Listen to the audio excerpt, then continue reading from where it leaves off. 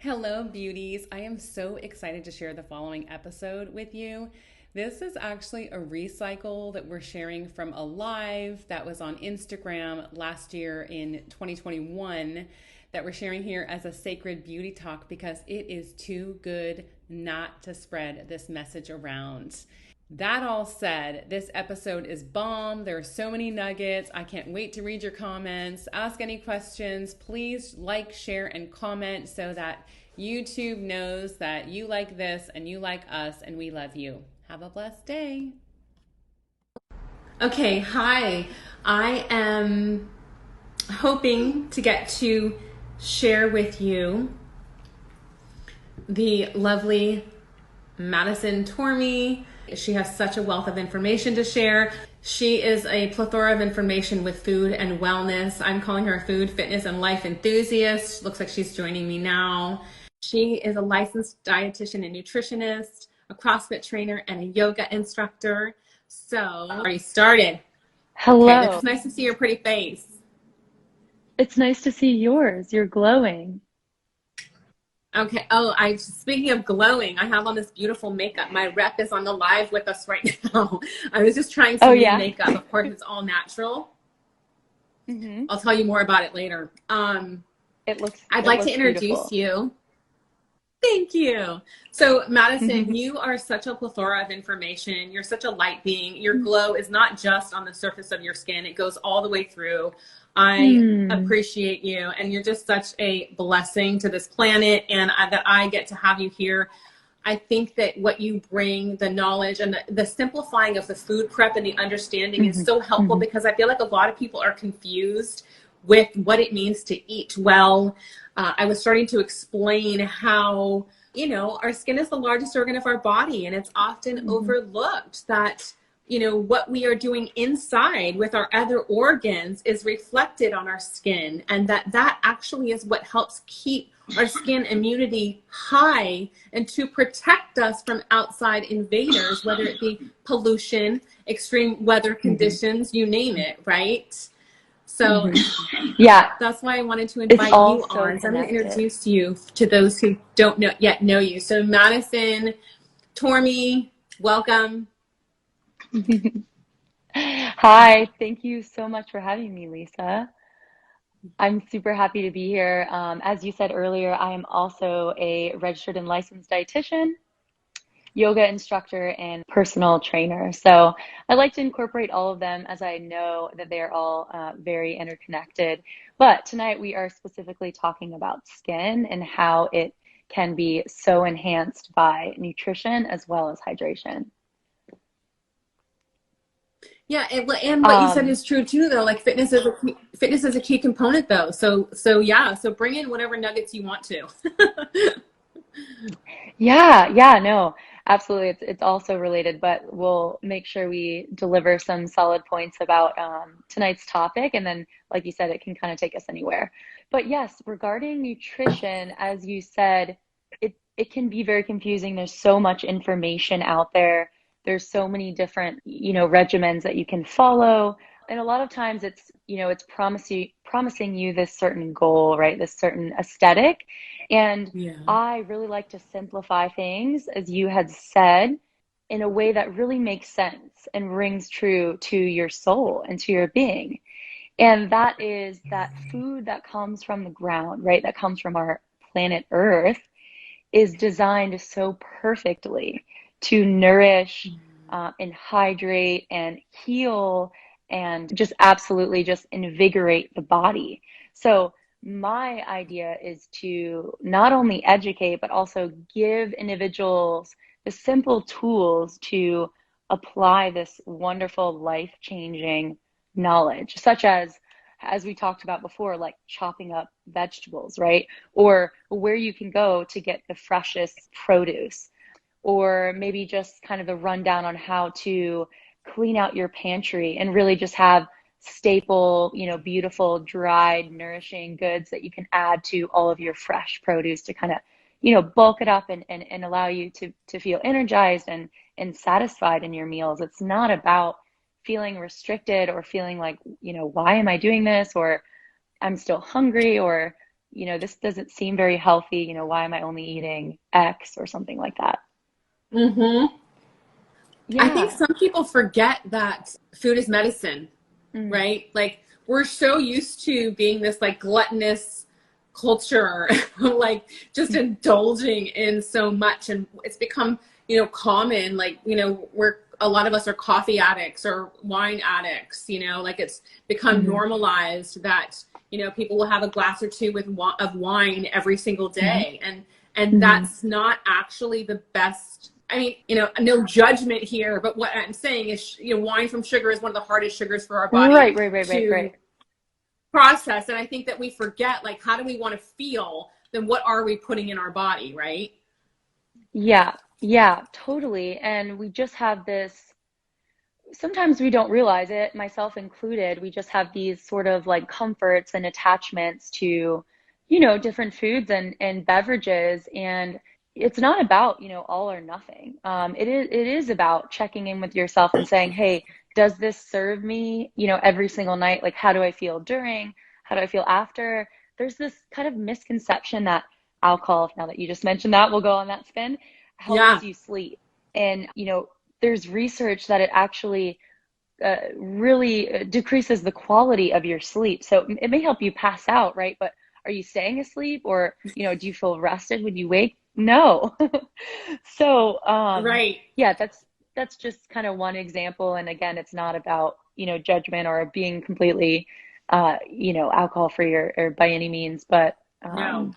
yeah, checking in and asking yourself. It's, not about what your partner says. It's not about what your social community is doing. It's about, hey, does this really make me feel good? Is this supporting my best life? And, if not, then check in with how often you're doing something, or maybe, realign or search for something that to replace it that does make you feel vibrant and joyous. Because like you said, food is a tool. It's medicine. Yes, we are supposed to enjoy it as well. So there's a beautiful, harmonious way to combine those two aspects of really using food as a tool and as a medicine, but also loving what you're eating, feeling, satiated, feeling just enjoying it, right? This shouldn't be restricted. It's a beautiful, opportunity to enjoy yourself and enjoy your time and feel grateful for what's in front of you. Yeah, for sure. I definitely subscribe to the 80-20 rule most of the time. I joke with Yeah. people like, yeah, like everything except for like heroin. No, just kidding. But like, you know what I mean? Yeah. Like nothing really extreme, right? But like we can have, if we're good 80% of the time, then our body can handle other things that we're putting in it. But like, how do we nourish on a regular basis and listening? And yeah, I'd love to hear just some of your pointers that, we were talking about, and maybe, yeah, Definitely. anything that you want to share. Awesome. Yeah. Feel free to pause me or ask questions. And so I will definitely just mention a bit about hydration, because I definitely don't want to, forget about that, because especially now being summer, it's so, so important to hydrate, for so many reasons. Our body is composed of primarily water, and it is, even more essential than food. Sometimes we actually, eat when we're truly just thirsty. So that's also something to check in. Like, let me take a few gulps of water, and does that satisfy me? Or am I actually hungry? So hydration is so important. And there's so many different ways to hydrate. Obviously, number one being water. And Lisa has shared on her recent post about the quality of water that you're getting. And that is so important. There are so many different types of filters and basically resources for really good water. And that can be a whole nother spiel that we can get into. But, basically just, ask yourself, where is this water coming from? Like, how does it taste? Is it being filtered? And yeah, definitely do some research on that. It's worth it. It's really worth the investment of getting a high quality filter and making sure you're sourcing your water from somewhere clean and pure. And some other really fun tips in the summer to hydrate is spritz your water with fresh herbs. I love doing a few sprigs of mint, from the garden, or you can pick it up from the produce aisle, or even slice up some strawberries, or pop in some blueberries or kiwi, and just a few, man. And it's like that new, actual brand that's like, hint of, I don't know, fruit or something. Like, make your own at home. Yeah. With fresh food. I love that you rolled straight into the hydration piece, because that's actually why I was thinking of coffee and alcohol, was because those are things that we do more of often without being cognizant of the fact that that's actually dehydrating us. So thank you for bringing it back to that. And the quality of water is not all created equal. And you and I and your sister and our dear friend David are very much in alignment with that. David actually turned me on to Pro One, I think it is, because I was using the Berkey filter. And the Berkey filter is awesome, except that, you know, technology keeps getting more better. And so their filters require a little bit more work and cleaning, but they're great. But you've got to prime them periodically. And the Pro One, you don't have to. Wow, what a beautiful purification system that is. It's amazing. I also have a Pro One. They gifted me that for my birthday as well, so I feel so special. But highly recommend, if you think, you know, you drink so much water every day, oh my gosh, it's so worth it. And also, kind of on the other end of the spectrum, if you're not yet at that point where you want to make such an investment, it's important to remember it's not all or nothing, right? If you even go from drinking tap water to buying maybe just a little filter, you know, for your fridge, or a little container plastic filter, that sort of thing, any type of filtration is better than none. So start somewhere. Thank you. And you're right. There is a question, actually. One of the gals here is asking us about water being so different. I think a lot of people don't understand sometimes the difference with tap water. And yes, most tap water is contaminated, even though we're here. And there's a rumor that San Francisco water is great water. It's still tap water. And we not only have to think about the plumbing and the old pipes in the building, but it's also really not pure. There's that misconception that the water is good enough, and it's not. So I want you to speak a little bit, if you can. Do you want to talk about a little bit about the difference, or like what's in the water? And I know it depends locally where you are, but like hormones and chlorine are in our water. And I'll let you take over in 1 second, because the other thing I want to say is also I sometimes have to teach my clients about carrying around and refilling plastic water bottles, and not realizing that then we end up think of the thin like water bottles, how they can be like, you know, crushed, how that plastic is leached into our water, and then we receive that as an estrogenic toxin, meaning it interferes with our own hormonal system, right? So I didn't want to forget to say those two pieces, but whatever you could say more about tap water, and then even about, how important it is to have a good water bottle to refill. Yeah, honestly, I wish I could speak more clearly and more highly on the specifics of the contents of water. What stuck with me most when I was doing my own research about it was, and it's important to remember because, you know, if you go and fact check me, it might be slightly different depending on where you are living. So it's going to be different in each area. However, as Lisa said, you know, maybe your area is better, but it's, you know, it's also relative. It's most definitely better than Florida because our water is not very good, you know, depending on where you are. But the bits that stuck with me most, and as you said, there's chemicals, there's chlorine, there's, you know, all these things that they sort of like add to clean the water that is actually more harmful, honestly, instead of our body just being able to kind of fight the, you know, any type of sort of natural bacteria or anything. But also, like I said, the things that stuck with me was, you know, there are heavy metals and glyphosate, which is a super harmful pesticide that derives from Roundup, just from runoff, right? It's literally in our rain. Like, you know, you really can't escape it, which is sad. And that is a whole another discussion. But ultimately, a lot of people feel that if they can't see it or if it tastes refreshing, then it's clean. And that's so far from the truth. And I promise you this, you will taste a massive difference once you've had water from a decent filter, and then you drink it from, you know, your mother's house or someone's refrigerator. You're like, I can't drink this. This tastes like poison. And it sounds dramatic, but I dare you to try it and come back to us. Yeah, it's like when you know better, you do better. You don't know until you know. And, yes. And sometimes you can't tell in the taste, like you were saying, some of what's in the water, or like we can't tell by looking at it, or sometimes we can't tell by the smell, and sometimes we can. And that's where it really is confusing. You can look at the stats of like what the local water is pulling out of it, but you can even go to like a website like Berkey.com, and they'll explain to you why, you know, purification of water, like what they're pulling out, or with, you know, Pro One, same kind of thing. They'll explain to you what their filters pull out, and then you'll start to understand what we're finding in the water. And chlorine is actually a really huge one, which again is another estrogenic toxin that interferes with our hormones, and you know, one of the things that throws off our whole system. Yeah, and that's a great point. But any other components, for example, such as the heavy metals, that really, I guess, stuck with me. Our body has to filter that out, you know, and you know, it's through our organs, and then finally through our skin.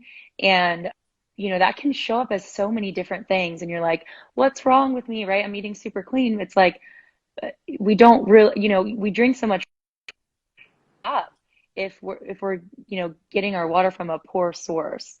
And yeah, it can show up as different kind of autoimmune situations, because your body's just, really trying to filter out these unwanted kind of foreign materials, you know, or something simple as, you know, just like aches and pains, or like a simple blemish or things like that. But that is your body, you know, struggling to kind of push out these foreign materials. So thank you for water purification. I love is the way essential.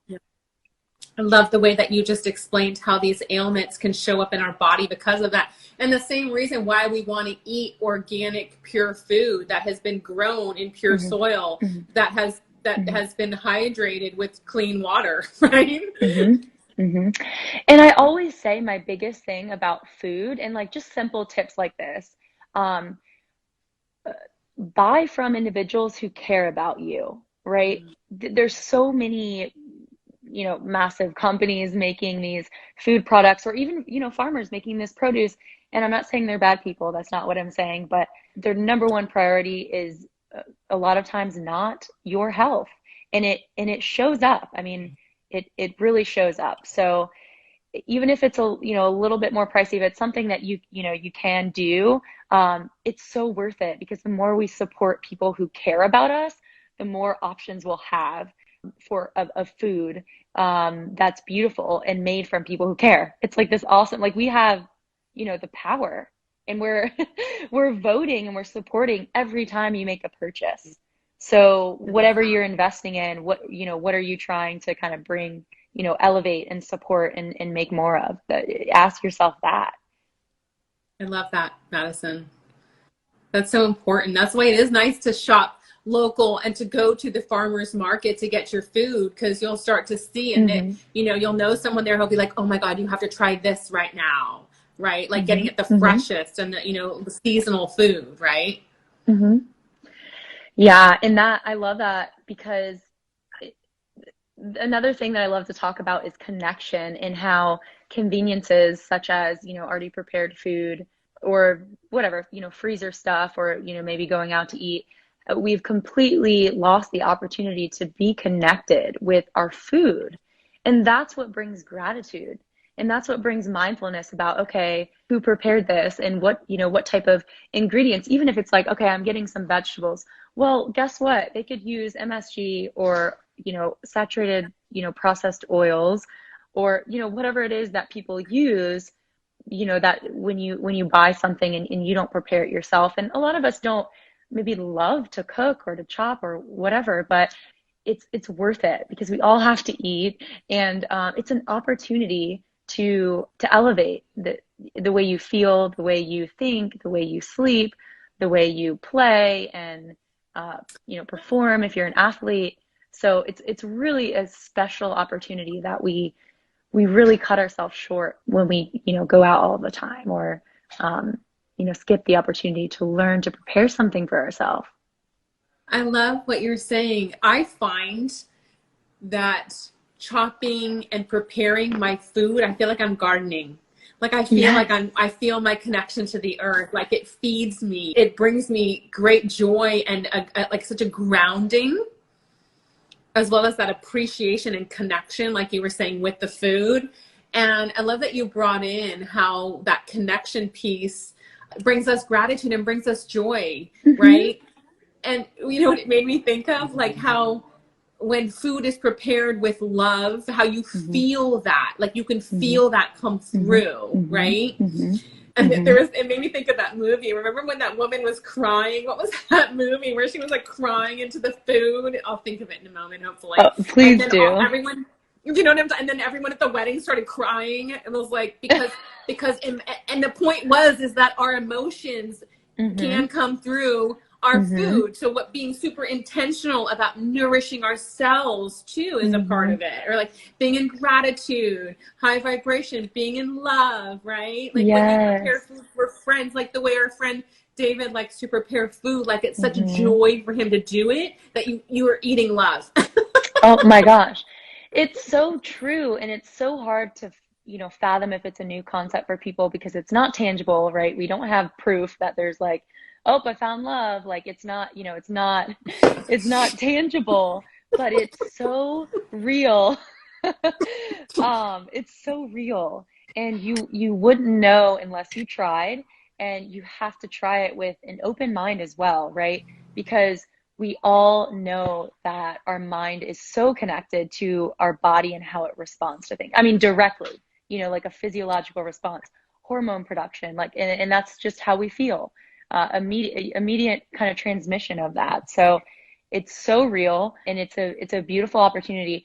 And the other thing I wanted to mention is I do, as a dietitian, and I work with a lot of people on, cooking, right? Because I don't want to just tell you what to do. I want to work with you, and we're going to figure out how to do it. People are like, I don't like this. And as adults, we have such a fear around being bad at something, right? For example, me, I don't like skateboarding because I really am terrible, and I probably would hurt myself. But the reality is we just have to basically learn, like go into it with an open mind. And the more you learn, you develop confidence, you develop skills, and then all of a sudden, wham, you don't mind it. And then all of a sudden you enjoy it because you produce something amazing and it tastes amazing, or you share it with your partner and they're like, holy cow, Lisa, this is delicious. And then you try again. It's like, it's so closed-minded to be like, oh, I don't like it. And maybe there is a bit of that true. Or I'm not good at it. Right. I think that's what I'm saying. I think the two are related. As adults, we don't want to try things that we're not good at. Right. So we just box it off and we're like, yeah, I'm not a chef. Like that's not for me. It's like, well, we have to like it a little bit because we need to feed ourselves. Yeah. But the point is that we need food to survive. So you might want to find a way to enjoy the process. And I think some of the simple dishes, now I don't subscribe to any rules. I don't like to be put in a box. I don't like to have a label around how I eat, though I would say I'm heavily plant-based. And again, not 100%. I do like to sometimes have small doses of meat, or I've been having a little dairy, but right now I'm like, you know what, I'm going to go on a break from that. But the point is, what I was going to say, and again, listening to your body, how it's so important, is that I find that it's actually easier to prepare some raw food dishes and to make them taste incredibly well. Like for people who feel like they aren't good at it or they don't like it, I feel like rather than some of these other complicated dishes, that are kind of elaborate that I would get kind of intimidated by in the past, I feel like raw food is easier to make taste better. Yes. Yeah. So, okay. If anyone's wondering, we're talking about not raw, chicken or meat or something. When we say raw, people are like, oh my gosh, Lisa, are you okay? We're talking about raw plant-based foods. And that essentially means not cooked or in any way processed. So for example, dried mango would not be considered a raw food. The idea of raw meals is that you're getting so much water and fiber and nutrients that is sometimes depleted when you're cooking it or processing it, even if it's in a healthy way. So anyways, that's when someone says they're raw vegan or raw plant-based, they're talking about chopping up primarily fruits and vegetables, so fresh produce. Raw nuts are a thing as well, but you can't necessarily eat many raw grains. You may be like, oh, well, that's quite limited. But as you're saying, Lisa, it's not. There's so many delicious recipes for smoothies, for juices, for salsas. There's even raw soups, something that you blend. And yeah, and it's like you said, it's so simple. You don't even need a kitchen, right? You need a cutting board, your knife, and some fresh produce. Something beautiful to add to those dishes, are to kind of spice it up, would be fresh herbs like a mint or a cilantro, a parsley or basil. Oh my gosh, I love that. And thinking outside the box as well, like, a fruit salad with like basil. It's it's simple, it's so fresh, really delicious. And then again, don't be afraid to add basically like raw seeds such as chia seeds or cashews or anything of that nature. Yeah, and you know what? It's funny, I said raw and I meant like eating whole foods. I meant whole foods, like Yeah. fresh fruits and vegetables. Because one of my favorites, I make this great dish that is parsley and broccoli and garlic, and I am mixing that down into a pasta sauce with like some chili pepper flakes and olive oil and a vegetable broth. But so even cooking sometimes, but just like I think that people don't realize sometimes how easy. I think it's just so much easier to cook this way. Yeah, it really is. And I encourage those who are interested, this is another big thing, is use recipes as inspiration. Don't use them as, and a lot of us are very like, especially if it's something that you're new at, you want to follow it exactly. But if you have this intuition, right, this inkling that, hey, I don't like parsley, I rather use X, or I don't, like this that much, or I think this might be better, do that. And that's going to prevent you from buying a billion things at the store that you're not going to use for the next 5 years. And also, it's just going to simplify things. The more comfortable you can become with, small little creations, the more kind of creative you become, the more confident you become. And, it can start so simple as you're saying, Lisa. And yeah, I guess raw doesn't necessarily have to be like a juice or like a salad. Raw can totally just be simple, kind of gatherings and recipes of only kind of slightly cooked or slightly kind of processed produce. So very, very fresh, local, organic, if you can, produce, fruits and vegetables and herbs. Yeah, and I guess some of it too is like kind of like the Italian way or the European way is like better, fewer things, like higher ingredient, higher quality ingredients sometimes and less of them. Like the cauliflower recipe that I got from you. OMG, I need to put that on my stories. Like just baking cauliflower. I never would have thought to put nutritional yeast and salt and olive oil on top of cauliflower and bake it. And it's freaking divine, right? Yes. Yeah. Like the simplest things. And, sometimes we're like, oh, if I'm only having produce, then I'm robbing myself of these savory, like divine flavors. And no, like we couldn't be more wrong. You can add simple, like you said earlier, garlic or turmeric or nutritional yeast or ginger, right? And really kind of like boost these flavors and keep it simple. And yeah, it tastes delicious. You find these new discoveries. I'm wondering what you would say to someone who's getting started, because like one of my best girlfriends who also pretty much is like me, pretty plant-based, and she's not super savvy in the kitchen. And I was telling her, honey, why don't you learn a couple, we're having fun comments come through, spice up your life. And you two absolutely beautiful humans. Love this. Thank you. So Carrie, my girlfriend Carrie Lynn was like, I don't know and I just told her, why don't you just like take 2 recipes and practice those over and over, so that then when you're entertaining, you're like, okay, this is something I make, or that you can have that weekly salad, or what would you say for people just getting started, or other than hiring you, because I do think, and taking cooking classes, and I think you're bringing those. Yeah, definitely. No, that's a good point. I think that's the word on the street. Yes, I am. Yeah. So stay tuned. If you're new to me, I do offer one-on-one sessions as well as group classes, both virtual and in person. So anyways, feel free to reach out after our talk here. But yes, that's such a good point. And I love this app, the application bits, because knowledge is only so good until you start kind of applying it and changing, right? Making changes. So if you're just getting started, I love the very simple idea of just mastering 2 recipes. I think that's great. My advice would be somewhere along those lines of like, So if you're new to cooking, right, you mostly, eat out, or someone else prepares for you. Think of, right, your top 2 or 3 favorite dishes that you do get out, even if it's a breakfast dish or even if it's a smoothie.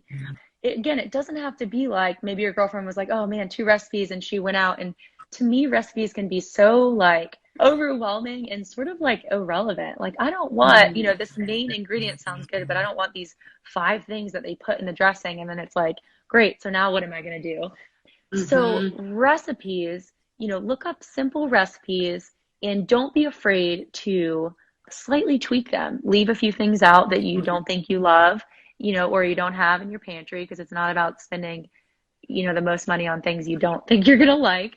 And just be creative and play. It's really hard to fail.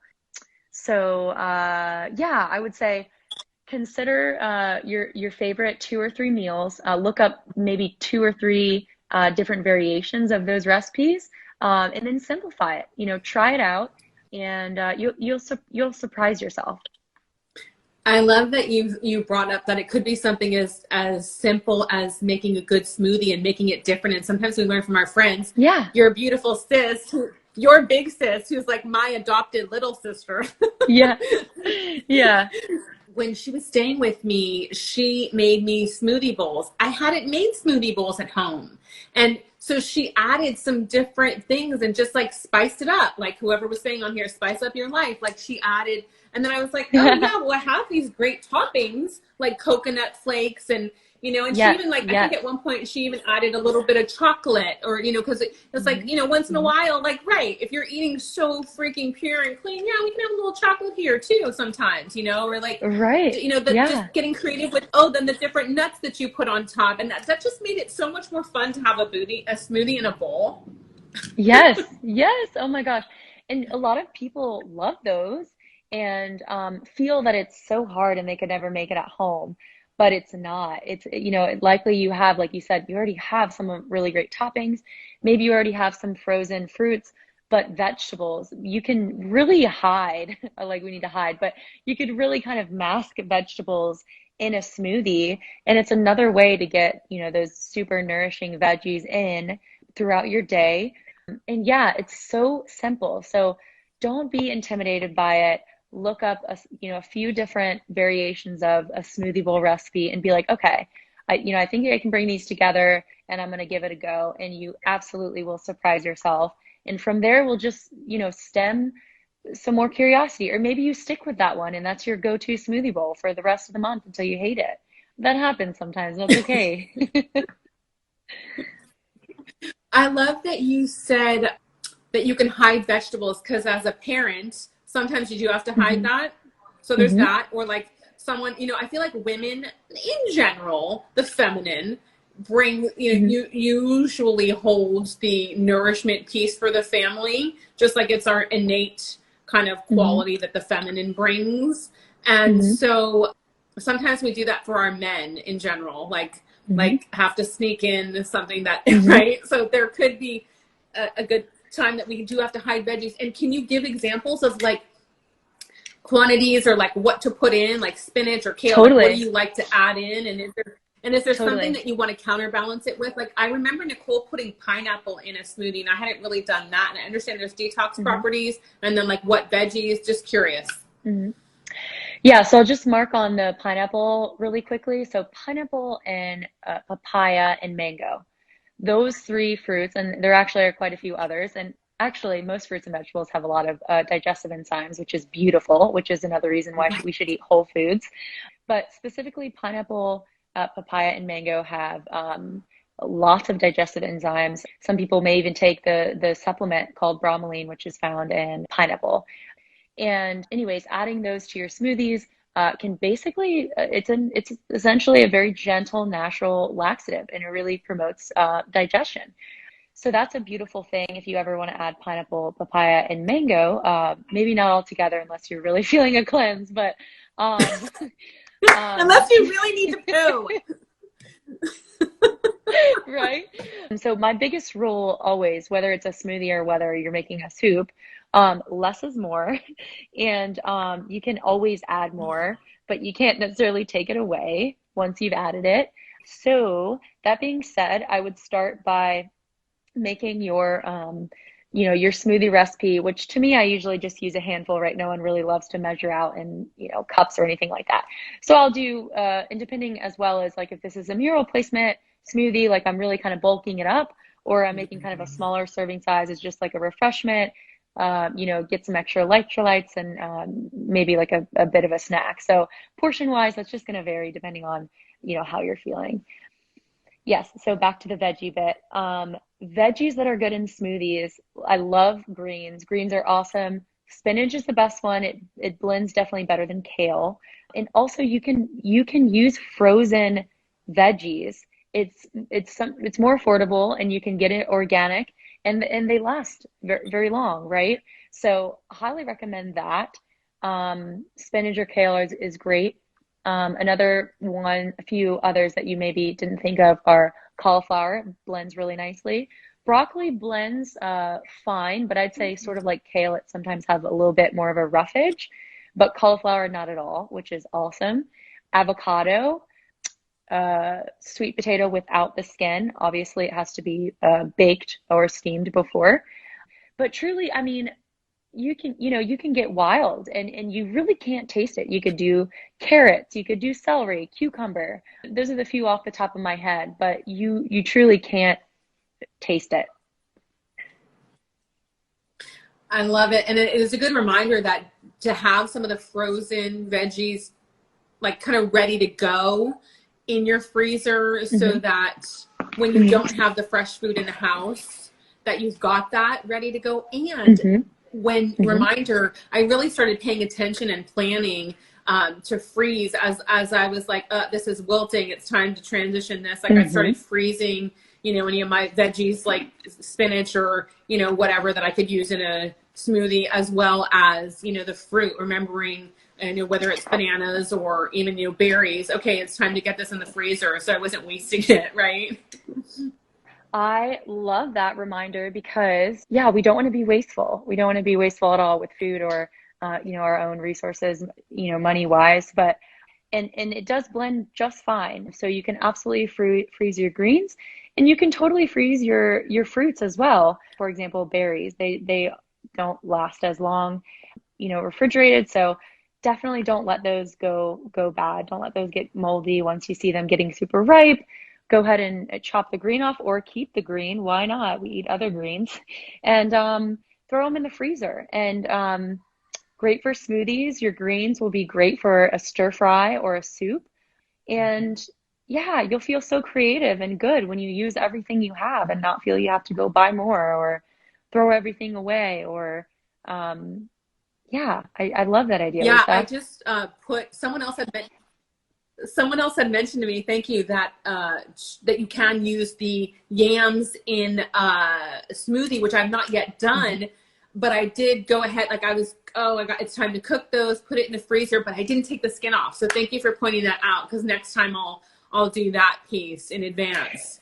And it's what level are you in terms of, your roughage game or your raw game, your produce game?